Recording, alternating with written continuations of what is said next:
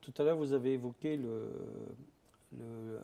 l'espèce de document là, de suivi. Est-ce que vous pourriez développer un peu plus ce qu'est une annexe pédagogique et est-ce qu'il y a des phases d'évaluation prévues dans ces périodes en entreprise? Alors effectivement, lors de la signature de la convention, les entreprises ont à disposition cette annexe pédagogique qui indique les différentes activités possibles lors de la PFMP. Donc voilà, il y a une progressivité des activités en fonction des années seconde, première, terminale.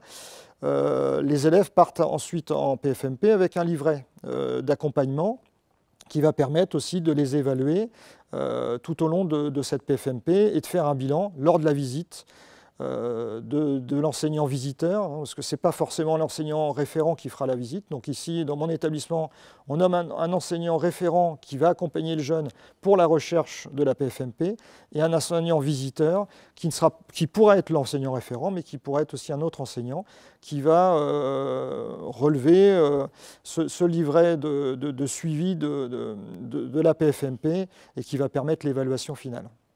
Donc l'élève dans ce livret va consigner des documents de tâches ou d'activités qu'il a réalisées dans l'entreprise? Tout à fait. Donc il va reporter au jour le jour les activités réalisées. Et puis ces activités, les compétences seront validées par le tuteur de stage en présence donc de l'enseignant visiteur en fin de stage. Est-ce qu'il y a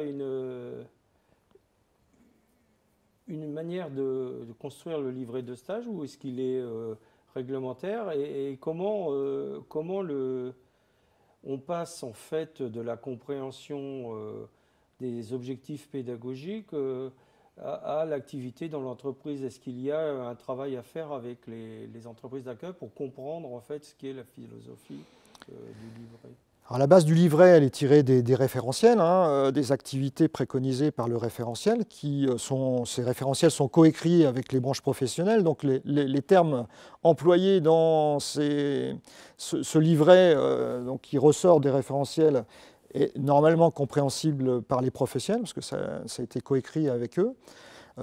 Néanmoins, il faut essayer de faire des livrets plutôt simplifiés en prenant en compte les activités préconisées et les compétences attendues pour le diplôme, de manière à ce que voilà, les professionnels qui n'ont pas un temps énorme pour l'évaluation des jeunes puissent le remplir facilement et comprendre les termes utilisés.